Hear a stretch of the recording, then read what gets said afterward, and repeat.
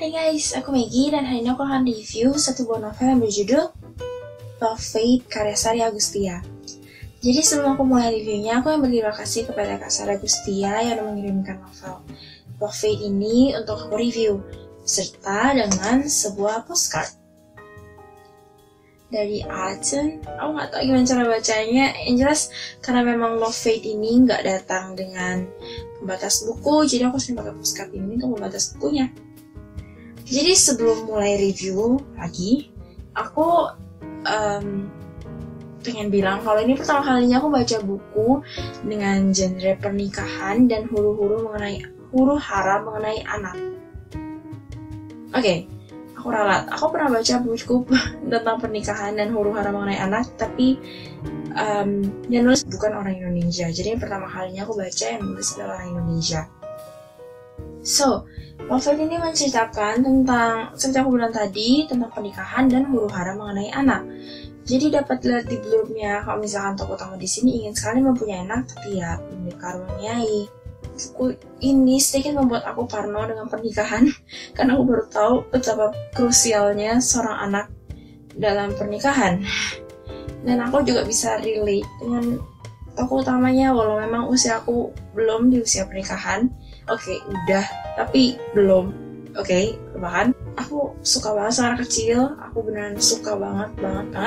Jadi aku setidaknya tahu gimana rasanya dia pengen banget jadi seorang ibu dan belum dikaruniai sampai sekarang. Which is sad. Alurnya menurut aku dibangun dengan pas, nggak terlalu lambat tapi nggak terlalu cepat. Walau sebenarnya di awal aku sedikit bete bacanya karena menurut aku sedikit ngebleber kemana-mana.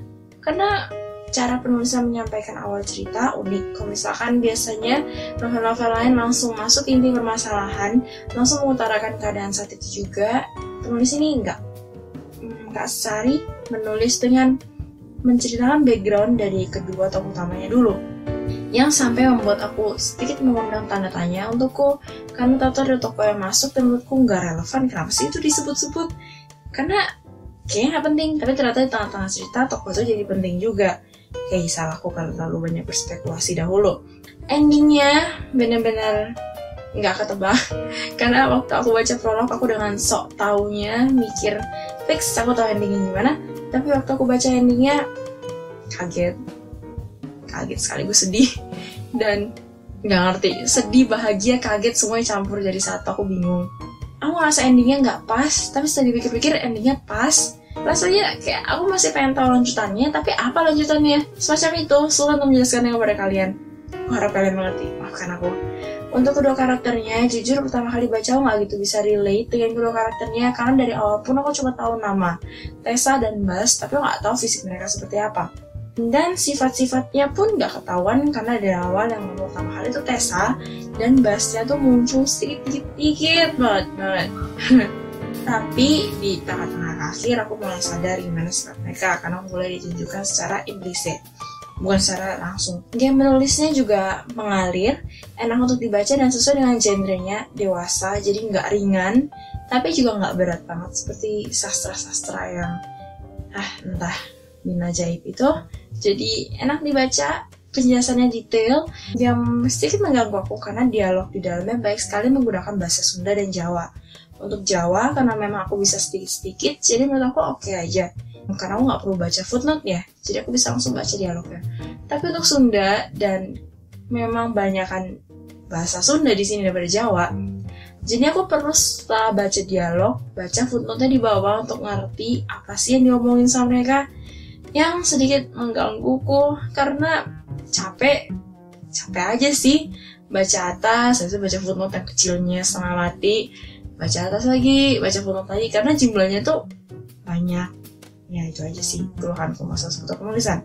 Oh ada lagi, di sini ada banyak bab, 25, 26 sekitar segitu, tapi babnya pendek-pendek, dan most of it dari sudut pandang pertama Tessa menggunakan kata aku, kata ganti aku.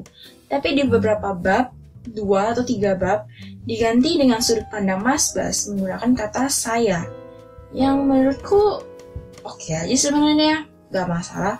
Tapi aku spot beberapa kata saya yang akhirnya terganti menjadi aku, dan yang menurutku sedikit mengganggu.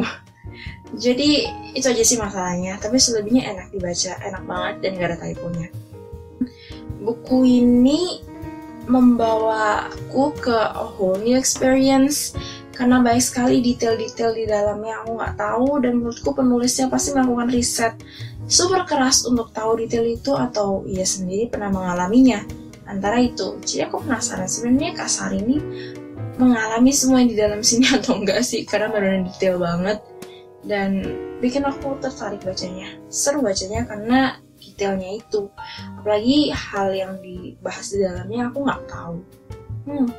Aku rasa buku ini patut untuk dibaca karena detailnya peristiwa yang dijelaskan di dalam sini. Overall, it's a good experience for me buat baca ini. Aku lupa satu hal dari cover. Pertama kali aku lihat covernya, aku suka karena warnanya pink, warna kesukaanku. Oke, bisa dibilang salah satu warna kesukaanku.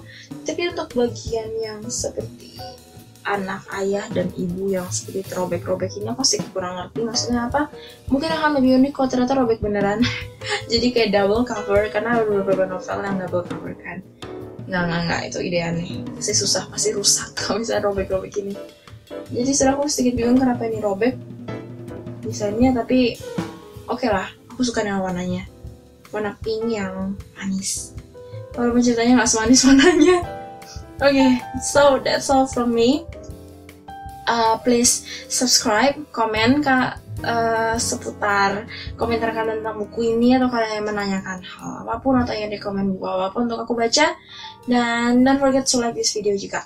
Okay, see you soon. Bye.